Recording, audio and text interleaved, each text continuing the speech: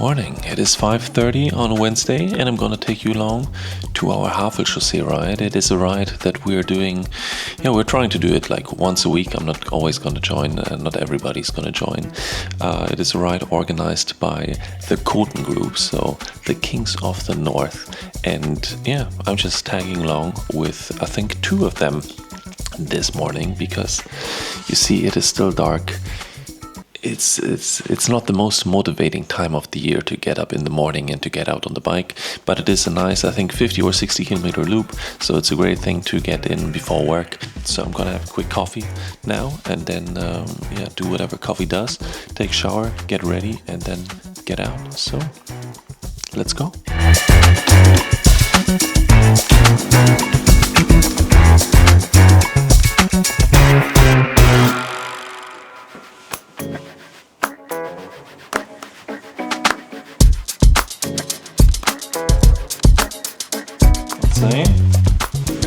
Let's go.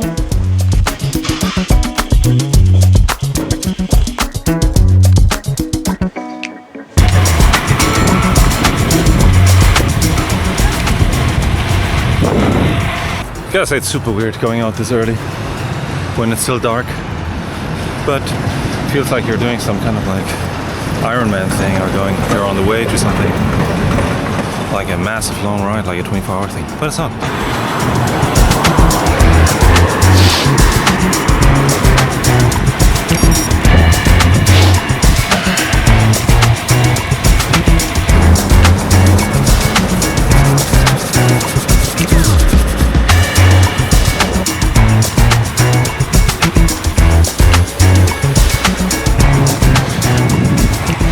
Okay, so getting out of the city is around a 30-minute ride.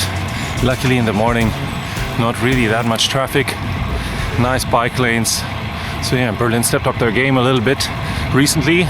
Just I guess on the way back, people are gonna be going to work, so it might be a little bit busier. That should be okay. So once we're back at home, I'm gonna talk to you about this CRW handlebar, the new one that I just recently installed. Because I got something to say, a little review coming in. Then also riding some new pedals, as well as I've been testing some new shoes recently at a crazy good price point, and compared them to my S-Works shoes, which have also a ridiculous price point but on the high side. So it could be interesting for some of you who want to save a little bit. But now first, let's ride.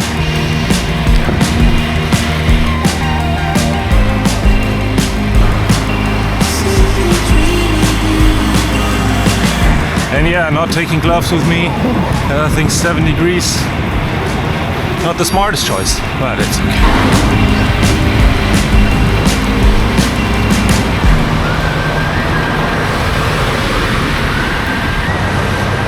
So this is the meeting point where we always meet, because the guys are coming from Mitte. I'm coming from the Kreuzberg.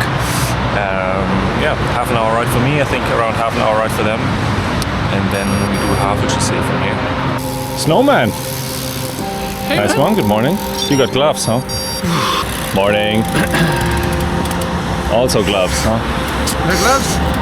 Forgot them. And that's the start of Havelchaussee reverse. A nice mix of small descents, rolling hills. Kind of nice for the morning to wake up. Now, again, let's go.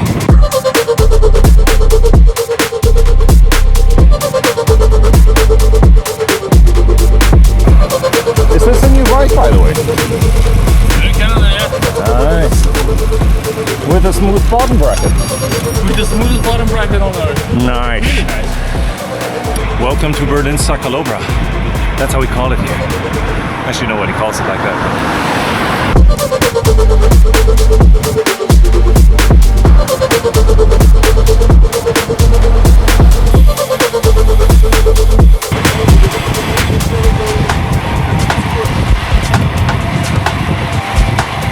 Let's get him!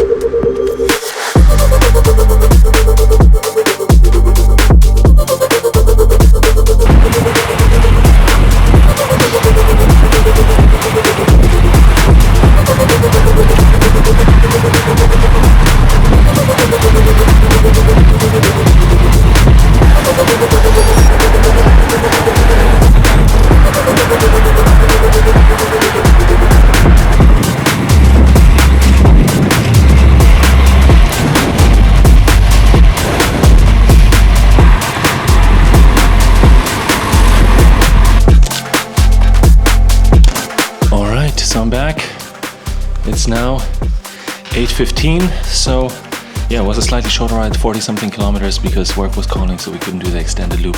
But I gotta say, still nice to get the ride out this early in the morning and be back before I normally would be even waking up.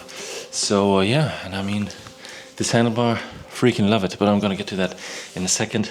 Just quickly need to get out of the clothes, take a hot shower, because riding at 7 degrees without gloves wasn't actually a smart move. I mean, I noticed it 1 minute after I left the house and decided to just go for it.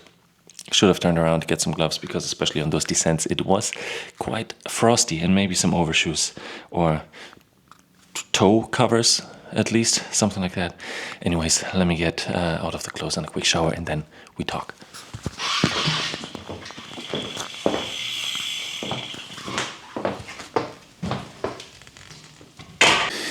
All right, fresh after the shower, back home, nice and warm. By the way, do you know the feeling that when you like put some perfume on it, that it just like takes you back in time, like a time machine, and it triggers a bunch of memories from, I don't know when, long time ago.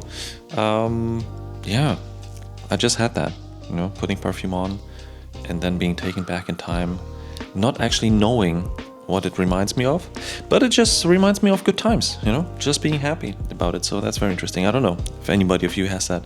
Maybe there's a name for that even. So stop talking about perfume, talk about bike stuff again. So there are a couple of things that I just wanted to mention and talk to you about and give you an update on. First of all, CRW handlebar. I teased it on my Instagram. I recently updated it from my Avian Canary onto this CRW handlebar. I went from 110mm stem to 120mm stem, because that's what I've done with some of my other bikes now, and I feel that fit-wise it gives me a bit more stability, a bit more control, and it also just feels better. And yeah, coming from the Avian Canary to this one is actually a massive difference. Like, I have the Avian Canary on 2 of my bikes, or had it on 2 of my bikes, still have it on 1 of my bikes. And I loved it because it is ridiculously light. Of course, I mean, the feedback that you might have seen, and what I was also mentioning, that it is a bit on the flexy side, but to be honest, it didn't really bother me that much. It also added a little bit, or at least I felt that it added a little bit to comfort. And I'm also not the biggest sprinter anyways, so if the handlebars are a bit flexy, not a massive issue for me. But then when I got the Sika, which came with its own handlebar, which is very, very stiff, I noticed that, hey, I actually like a very stiff handlebar, I think a lot more than a slightly flexy one. So now, having that contrast, I kind of knew that, okay, actually, I don't like a flexible handlebar. Maybe I like it a little less than I thought I actually liked it. So now with the CRW handlebar, because I was speaking with CRW and Panda Podium, who are selling those handlebars, so check out Panda Podium as well. And I got my hands on one of those, so thanks a lot for sorting those out, Panda Podium. And they're fantastic. I mean, geometry-wise, they're great because they're like nice and narrow in the hoods, and then they flare out a little bit in the drops. So right now mine is, I think, 38 in the hoods and then flares out to 40 in the drops. I mean, if that's not correct, I'm gonna put the details somewhere here, what the actuals are. And it's super stiff. I mean, it is super light as well, just a tiny bit heavier than the Avian Canary, but still, given the amount of, like, the upgrade of stiffness that this handlebar gives you, I think it's absolutely worth a couple grams more. It also beautifully integrates with the standard FSA headset. So big fan, very little flex. I mean, I've been riding it out on here Tempelhofer Feld, of course. I've been riding it out now this morning, and then also I had it on the indoor trainer. And I guess especially on the indoor trainer, you notice if there's any flex or not, because your bike is not moving and you really can like pay attention to if your handlebars are flexing or not. So that's maybe where I noticed the difference the most. So really a handlebar that I can highly recommend, very comfortable to ride from the geometry and the design perspective. Also looks beautiful. The up front mount is great. I mean, it has this design where you mount it with one bolt from the bottom and one bolt from the front, where I thought that, okay, this is going to be limiting my options a little bit when it comes to up front mounts.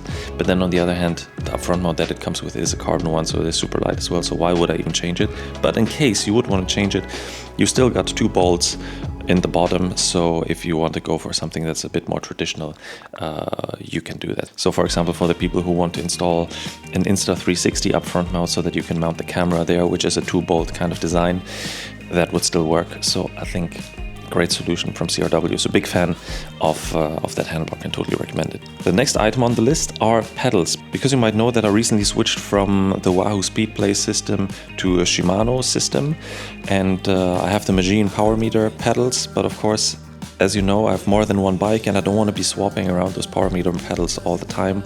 I also don't necessarily need a power meter on every ride, so I didn't want to have like invest in power meter pedals for every bike. That would have been a bit ridiculous. And I was looking at alternatives. Of course, the original Dura-Ace or Tegra Shimano pedals are an option, but then a lot of other YouTubers, I think particularly Trace Velo, was highly recommending the Oniri pedals, which actually have a titanium spindle, I think a carbon housing. They're ridiculously light, and then also they're only €51.39. So I think price-performance ratio doesn't get better than that.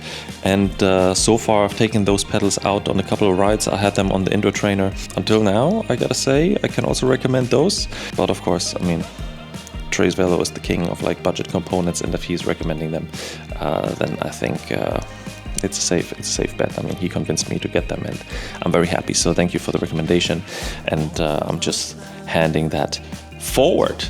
Yeah, and there's another interesting budget item that I recently discovered and that I was using now for the past months, because I wanted to give it a little bit more time before I can recommend it. And it's cycling shoes. So these are from a company called Sidebike, and I like that the branding actually isn't massive on those shoes. I mean, they could, I think, even do like white on white that you can barely see it. But the nice thing is, these shoes, I think I paid like €60 for them. And I mean, they have this like woven, I think is the word, design. So they're very, very nice for the indoor trainer setup, because your feet are breathing nicely. They're also great for summer, because I already had them during the warmer days. I've been riding them out on the street as well. They're very comfortable. They're fairly light. But I mean, just the price point is crazy, like 50 or 60 bucks.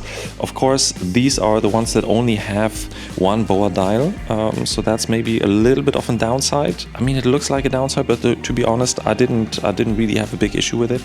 Also, because of this woven design, I always have, with a lot of other cycling shoes that I was wearing, I always had a pressure point here on, on that bone that's here at this position.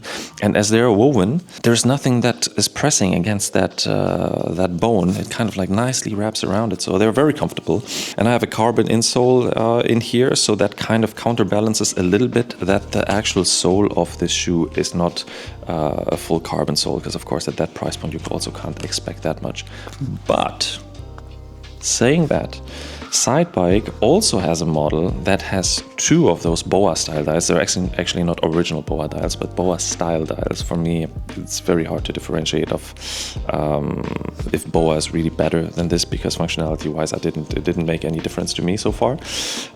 They actually have a version with a fully carbon sole, and at least last time I was looking, those shoes have been, I think, around €110, €120. So also, I mean, more expensive of course, but way more affordable than something like the S-Works Torch shoe that I'm riding, which is like one of my favorite road shoes. I mean, it's ridiculously priced, even though like they're already scratched up like crazy. I'm kind of hesitant of buying a new one because of their price point. But still, I might have a look at the carbon version of those Sidebike shoes, because very, very comfortable. Also, the more expensive ones are also woven, so they have the same design. So I think also great for summer or holiday riding. If you already tried those, or if you tried especially the carbon version, let me know down in the comments below on what your experience has been so far, because I'm very interested to hear especially about the carbon version, because I already really love those. So that is another recommendation. I think that's AliExpress. So check that out as well. And then other than that, today I was riding for the first time the new Nepest wheels, so also quite an interesting wheel set with a couple of new technologies in there, 50 millimeters deep, but that's going to be a completely separate video. It's going to be a dedicated review. I still need to ride them more to actually make up my mind about what I think about them. That's it so far. I hope that you enjoyed this this little ride out in Berlin. Let me know if you've been actually riding those routes, if you're also doing like those morning rides. Are you actually getting out while it's already dark? I mean, it was kind of the first time that I did it, maybe the second time. It's still kind of odd to me, but somehow also has something meditative to it, because there's nobody and it's dark, and if it feels like you're all by yourself a little bit, at least for half an hour before the sun comes out. So yeah, let me know what your kind of routines are, especially in winter when the days are short. Are you getting out, or are you stuck on an indoor trainer, or are you skipping cycling all along for the winter season and then just getting back on the bike when it's getting a little bit warmer and the days are longer? So I hope that you enjoyed this little episode of showing you the Berlin Cyclobra.